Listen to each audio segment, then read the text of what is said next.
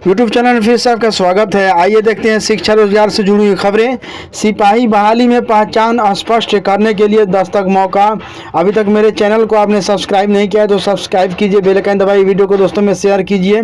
केंद्रीय चयन पर्षद सिपाही भर्ती ने जिला पुलिस, बिहार विशेष सशस्त्र पुलिस व अन्य इकाइयों में रिक्त पदों के आवेदन में लिंग सुधार के लिए लिंक जारी किया है। 4 से 10 अगस्त के बीच लिंक उपलब्ध होगा। यह अंतिम अवसर है। इसके बाद भी त्रुटि पर आवेदन रद्द कर दिए जाएंगे। भौतिकी के लिए बहाली नहीं करने का आदेश। पटना हाई कोर्ट ने अगले आदेश तक भौतिकी के सीनियर सेकेंडरी शिक्षक की बहाली नहीं करने का आदेश दिया है। +2 वाली बहाली के लिए, टीचर के लिए गुरुवार को न्यायमूर्ति राजीव रंजन प्रसाद की एकल पीठ ने प्रकाश चंद्र मिश्रा की ओर से दायर रीट याचिका पर सुनवाई की। आवेदक की ओर से अधिवक्ता रितिका रानी ने कोर्ट को बताया कि बिहार विद्यालय परीक्षा समिति ने भौतिक के सीनियर सेकेंडरी शिक्षक की बहाली के लिए विज्ञापन संख्या PR 373/2019 जारी किया था। उनका कहना था कि भौतिकी विषय के लिए बिहार विद्यालय परीक्षा समिति ने जिस पत्र पर परीक्षा ली उसमें 5 प्रश्न गलत थे। हाईकोर्ट में अर्जी दायर कर चुनौती दी गई। गत वर्ष 29 जून को एक्सपर्ट कमेटी की रिपोर्ट को पेश करने का आदेश दिया गया था। एक्सपर्ट कमेटी की रिपोर्ट कोर्ट में प्रस्तुत नहीं किए जाने पर अगले आदेश तक नियुक्ति नहीं करने का आदेश दिया।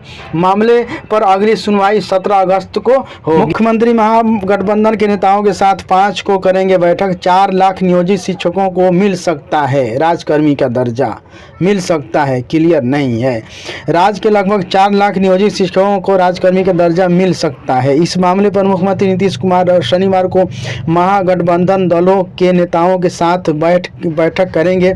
माना जा रहा है कि इस बैठक में ही राजकर्मी का दर्जा देने संबंधी निर्णय पर सहमति बन जाएगी। अभी जो नियोजित शिक्षकों को वेतन मिल रहा है और राजकर्मी का दर्जा दिए जाने के बाद वेतन मद में बहुत अधिक भार नहीं पड़ेगा। राजकर्मी का दर्जा दिए जाने पर राज्य सरकार बजट पर लगभग 1500 करोड़ अतिरिक्त भार पड़ेगा। अभी नियोजित शिक्षकों की EPF के तहत राशि कट रही है। राजकर्मी होने पर न्यू पेंशन स्कीम के दायरे में आ जाएंगे। इसी मद में राशि खर्च बढ़ेगी। राज्य के विभिन्न शिक्षक संघ भी वेतन में वृद्धि के लिए बगैर राजकर्मी वेतन में वृद्धि बगैर राजकर्मी का दर्जा मांग रहे हैं। राजकर्मी का दर्जा मिलने पर नियोजित शिक्षक नियोजन इकाई से बाहर आकर जिला स्तर के शिक्षक हो जाएंगे। इससे शिक्षकों को स्थानांतरण में लाभ होगा। 34,540 शिक्षकों की तरह ही इन शिक्षकों को एक बार अंतर जिला तबादला का भी मौका मिलेगा। ठीक, दर्जा देने की घोषणा 15 को गांधी मैदान से हो सकती है। दर्जा देने की घोषणा 15 को गांधी मैदान से हो सकती है। 14 शिक्षक संगठनों ने मिलकर बिहार शिक्षक संघर्ष मोर्चा बनाया। राज्य के सभी शिक्षक संघ लगातार इस बात पर का विरोध कर रहे हैं कि राजकर्मी के दर्जे के लिए उन्हें BPSC की परीक्षा पास करनी होगी। 14 शिक्षक संगठनों ने मिलकर बिहार शिक्षक संघर्ष मोर्चा बनाया। सरकार ने शिक्षक नियुक्ति नियमावली 2023 में यह प्रावधान किया है कि समान अभ्यर्थी के साथ नियोजित शिक्षक भी BPSC में जारी 1,70,000 शिक्षक भर्ती परीक्षा में शामिल होकर उत्तीर्ण होने के बाद ही राजकर्मी कोटे में के शिक्षक में वे शामिल होंगे। मानसून सत्र के दौरान शिक्षकों ने पटना में प्रदर्शन किया था। वित्त मंत्री ने कहा था कि शिक्षकों की मांग पर सरकार गंभीर है। मानसून सत्र के दौरान वित्त मंत्री विजय कुमार चौधरी ने विधान परिषद में कहा था कि शिक्षकों की मांग पर सरकार गंभीर है। वित्त मंत्री ने यह भी कहा था कि मुख्यमंत्री नीतीश कुमार शिक्षक संघों के नेताओं के साथ इस मुद्दे पर वार्ता कर समस्या का समाधान कर देंगे। भाकपा माले विधायक दल के नेता महबूब आलम ने बताया कि शिक्षकों को बिना परीक्षा राजकर्मी का दर्जा देने के मामले पर सिर्फ वाम दलों के विधायक ही नहीं बल्कि राजद और कांग्रेस के भी विधायक शिक्षकों के पक्ष में हैं। दर्जा मिलने पर क्या अभिव्यवस्था क्या, ये जानिए। यहाँ पर राजकर्मी का दर्जा मिलने पर लगभग 9300 नियोजन इकाई से बाहर हो जाएंगे। ये शिक्षक नियोजन इकाई के नहीं बल्कि जिला स्तर के होंगे। नियोजकता जिला शिक्षा पदाधिकारी माने जाएंगे।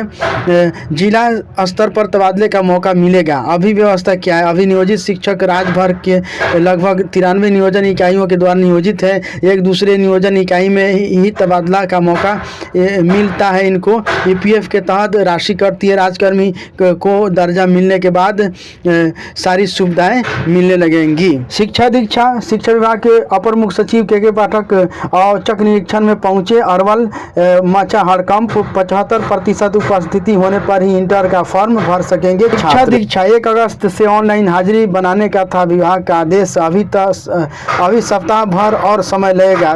सभी शिक्षकों का डाटा ई शिक्षा पोर्टल पर अपलोड नहीं हुआ है। फिर से शुरू हुआ जातीय जनगणना का शेष काम।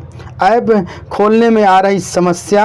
राज्य के जातीय गणना जारी रखने के कोर्ट के आदेश के बाद राज्य सरकार ने निर्देश पर जिले में गणना का कार्य बुधवार से शुरू हो गया। इस दौरान दूसरे चरण में शुरू किए गए गणना कार्य के दौरान शेष रह गए कार्यों को पूरा करने पर सभी का फोकस रहा। हालांकि फील्ड में गणना करने निकले कुछ प्रगणकों का यह भी कहना है कि ऑफलाइन भरे गए पत्र के डिटेल्स को ऑनलाइन करने के लिए ऐप खोलने पर लॉगिंग की समस्या आ रही है। इसकी जानकारी स्थानीय चार्ज पदाधिकारियों को दे दी गई है। बहरहाल कोर्ट के आदेश पर शुरू हुए गणना के पहले दिन व्यक्तिगत रूप से परिवार के सदस्यों की जानकारी ऑफलाइन के माध्यम से ली जा रही थी। मगध विश्वविद्यालय बीए पार्ट 1 सत्र की परीक्षा 17 अगस्त से शुरू हो रही है। पहले चरण के तहत 5 अगस्त तक करा सकेंगे नामांकन। इंजीनियरिंग कॉलेज की 360 सीटों पर दाखिला।